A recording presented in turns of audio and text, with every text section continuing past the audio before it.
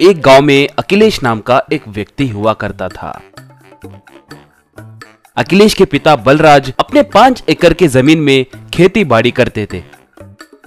एक बार बलराज अखिलेश से, क्यों रे, तुम ऐसे और कितने दिन यूं ही बिना कोई काम काज किए फिरते रहोगे? पढ़ाई तो ठीक से कर नहीं पाए, कम से कम मेरे साथ आकर खेती बाड़ी का काम सीखने के लिए कहे तो वो भी नहीं कर रहे हो। बस अब ऐसे नहीं चलेगा, तुम्हें घर से निकाल कर पूरी जायदाद किसी अनाथ शरणालय या वृद्धाश्रम के नाम पे लिख दूंगा। पिताजी, मैं आपसे बचपन से ही कहते आ रहा हूँ कि खेती बाड़ी का काम मुझसे नहीं हो पाएगा। मैं मछलियाँ पकड़ूंगा। आपने तो मेरी एक नहीं सुनी। जो काम मुझे पसंद नहीं है वो काम आप मुझसे जबरदस्ती क्यों करवाना चाहते हो? क्या खेती बाड़ी करना मुश्किल है और मछलियाँ पकड़ने का काम आसान है? वो काम हम किसानों का नहीं है रे। मछुआरे कई सालों तक अभ्यास करने के बाद मछलियाँ पकड़ने में नैपुण्य पाते हैं। वैसे तुम जाकर मछलियाँ कैसे पकड़ोगे रे? मेरा भरोसा करो पिताजी, मैं जाकर मछलियां पकड़ कर लाऊंगा।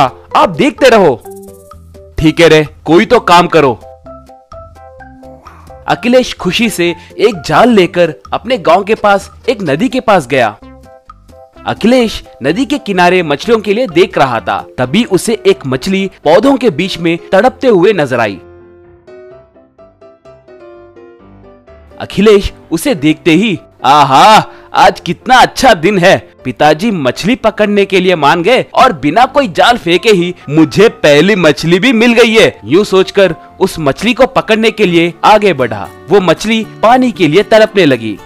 अखिलेश खुशी से मछली को पकड़ना चाहा, मगर उसकी वेदना को देखकर उसे बहुत दुख हुआ। पानी के अंदर जाने के लिए उस मछली को तड़पते हुए देख उसका मन विचलित हुआ। अपने साथ लाए प्लास्टिक बोतल का पानी उस मछली को पिलाया। पानी पीते ही वो मछली ठीक हुई। अखिलेश उस मछली को पानी में छोड़ दिया। पानी के अंदर जाते ही वो मछली बहुत बड़ी मछली की तरह बदल गई। मछली को बड़ा होते देख अखिलेश बहुत आश्चर्य में पड़ गया। बेटा, मुझे तुम्हारे बारे में सब पता है। तुम्हारी परीक्षा लेने के लिए ही मैं तुम्हें इन पौधों में दिखी। तुम मछलियाँ पकड़ने के लिए आए थे, मगर मुझे तड़पते हुए देखकर मेरी जान बचाए। मैं तुम्हें एक वर दे रही हूँ।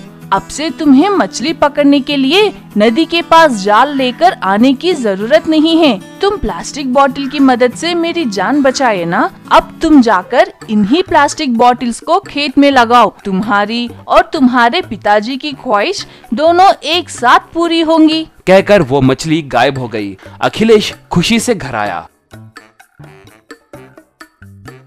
खाली हाथ लौट आए अखिलेश को देखकर, क्यों, मछलियाँ पकड़ूंगा कहकर बड़े डिंगे मारते हुए गए, अब खाली हाथ लौट आए। कम से कम अब तो भी मेरी बात सुनो।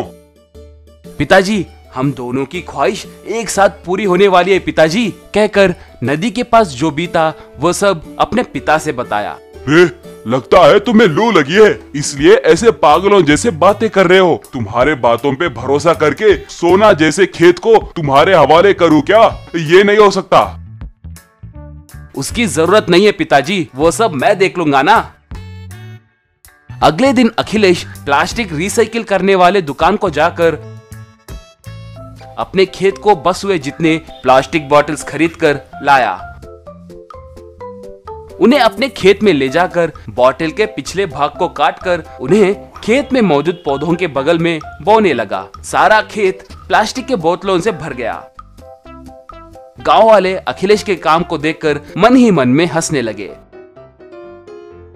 अगले दिन सुबह तक अखिलेश के लगाए प्लास्टिक बॉटल्स के अंदर मछलियां आ गई। ये सब देखकर लोग आश्चर्य में पड़ गए। रे, मुझे माफ करो रे, मैंने तुम पे भरोसा नहीं किया। तुम्हारे बातों को कहानियां कहकर तुम्हें कम आंका।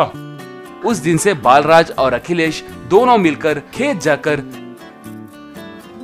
सब्जी और मछली उगाकर उन्हें मार्केट में बेचकर बहुत पैसे कमाने लगे और धनवान बने।